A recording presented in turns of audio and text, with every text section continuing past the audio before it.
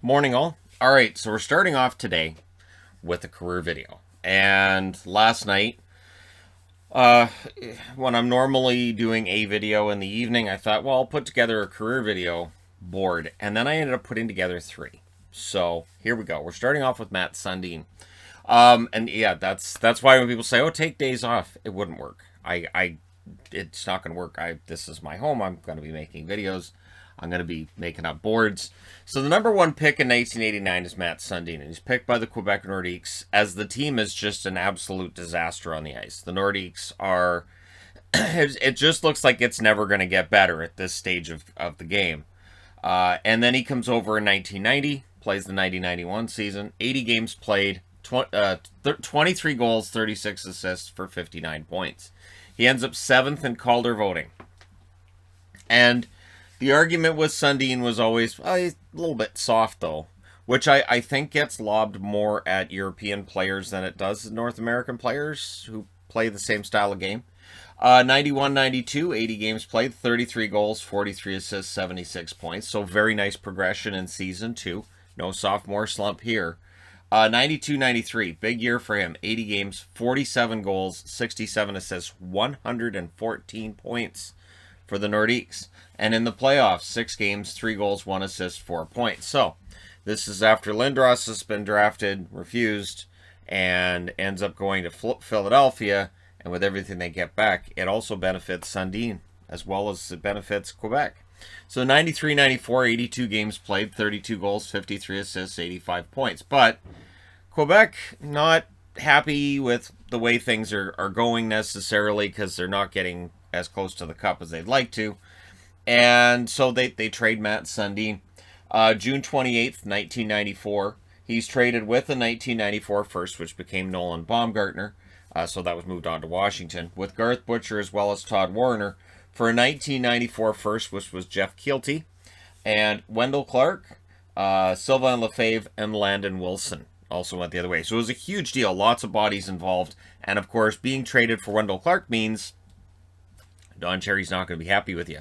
So Wendell Clark goes off to Quebec. He would also then go to the New York Islanders, but Matt Sundin was known as the guy who was brought in exchange for Wendell Clark. I mean, there was a lot of other pieces, but that was a big part of it. Now, lockout shortened season, 94-95, 47 games, 23 goals, 24 assists, 47 points. In the playoffs, 7 games played, 5 goals, 4 assists, 9 points. Everything lines up pretty well for Sundin that first year. Second year, 76 games played, 33 goals, 50 assists, 83 points. So as a Toronto Maple Leaf, he's putting up decent point totals.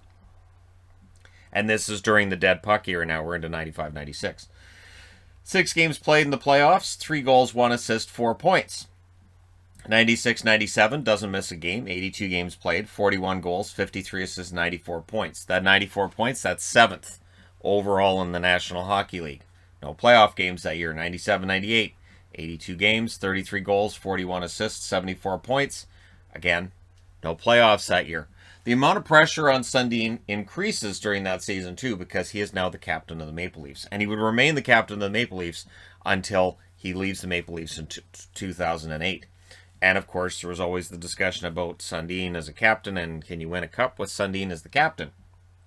So 98-99. 82 games, 31 goals, 52 assists, which was 10th overall in the National Hockey League, 83 points, and in the playoffs, they went on a nice little run there. 17 games, 8 goals, 8 assists, 16 points.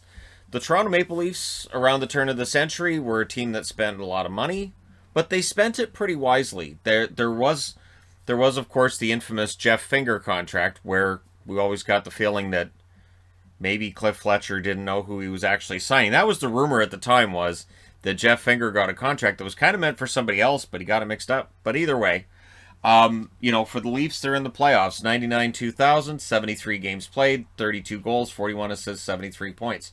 Very reliable production, right around a point a game for Matt Sundin.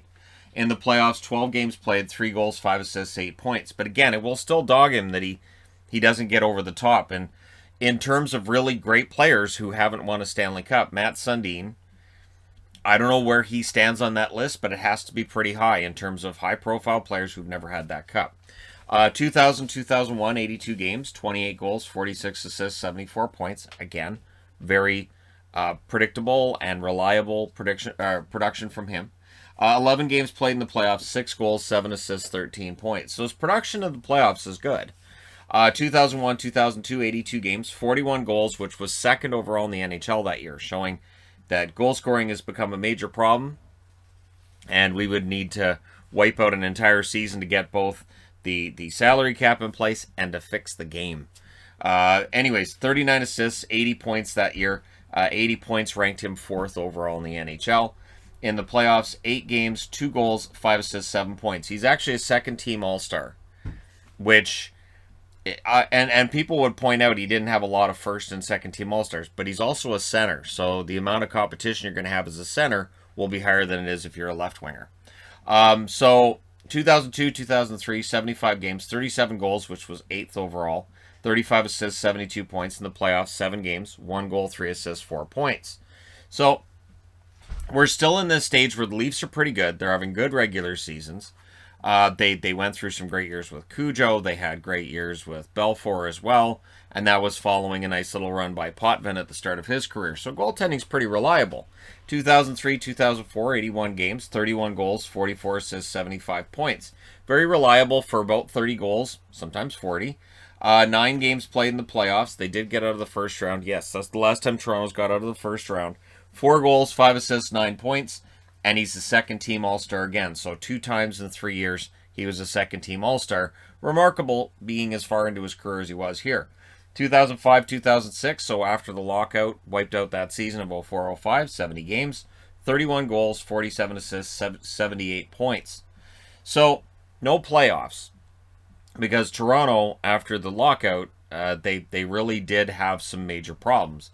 And it wasn't just getting out of the first round, it was getting to the first round, getting into the playoffs. So 2006, 2007, 75 games, 27 goals, 49 assists, 76 points. And 2007, 2008, the final season of Matt Sundin in Toronto. 74 games, 32 goals, 46 assists, 78 points. So he kind of wants to retire and move on.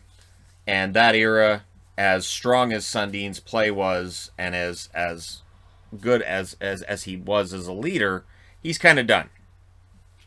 Mike Gillis decides he's going to try to bring him out. He's going to try to get him to come out. So he offered him a lot of money. I believe it was 2 years for $20 million. $10 million a season. Which had fans all across the NHL saying, "Pardon? What? Huh?" Was basically the reaction, because at this stage of the game, he's about 20 years out from being a number 1 overall draft pick. He's not as fast as he once was. He's not the same player, and you don't know what his production is going to look like in Vancouver as opposed to what it was in Toronto. The funny thing was that Sundin eventually signed. He didn't sign for everything the Canucks were offering, which I thought was interesting. It almost felt like he was negotiating against the amount of money he would make, because he said, I can't justify this amount. I can't do it. You're not giving me 2 years. So he eventually signs December 18th of 2008. He does sign with Vancouver, which looked weird, and it still does. But plays 41 games, 9 goals, 19 assists, 28 points. So the point totals aren't there, right? 8 games in the playoffs, 3 goals, 5 assists. He is a gamer in the playoffs. But what the Canucks said after that season was that they learned a lot from him, and that his leadership did make a difference. And that subsequent seasons where Vancouver got a lot better, I mean, they won a President's Trophy 2 years after that, they did look back on Sundin's time there and say, that really helped us. So, while Mike Gillis at the time took a lot of flack, and understandably, and I guarantee if that had been offered out now, I would still have said the same thing. The money seemed crazy in multiple years, and it seemed so odd. And this is during the salary cap era, so it's not like you have unlimited money to throw at somebody, right? But the overall totals in Sundin's career are kind of fantastic. 1,346 games played, 564 goals, 785 assists, 1,349 points. So he does barely end up with more points than games played in his career. In the playoffs, just 91 games played, 38 goals, 44 assists, 82 points. And again, that conversation about was he good enough to win them a Stanley Cup? you can have that conversation. He played in 8 All-Star games. He was a regular at the All-Star game. And he was the captain in 94-95 that took over from Doug Gilmour, and then he passed it off to Dion Phaneuf when he went to Vancouver. Phaneuf was the next captain. So, takes you from Gilmour era to Phaneuf. And yeah, like I said, Hall of Fame in 2012, and October 15th of 2016, the Toronto Maple Leafs retired his number 13, which I don't think Colorado would, since it's a Quebec number, and he didn't play in Colorado. And I don't think Vancouver's retiring his jersey anytime soon. But again, while we can all kind of snicker at what he did, and it was half a season, and what was Mike Gillis thinking, it honestly seemed like it worked out pretty well for Vancouver. And I never heard a member of the Canucks say it was a bad move to bring him in. So there you go. The career of Matt Sundin. Let me know your thoughts in the comment section below as always. Don't forget to hit like and subscribe if you're browsing your way through. You just happened upon this video. Thank you guys so much for watching, for all your support. I will talk to you again soon.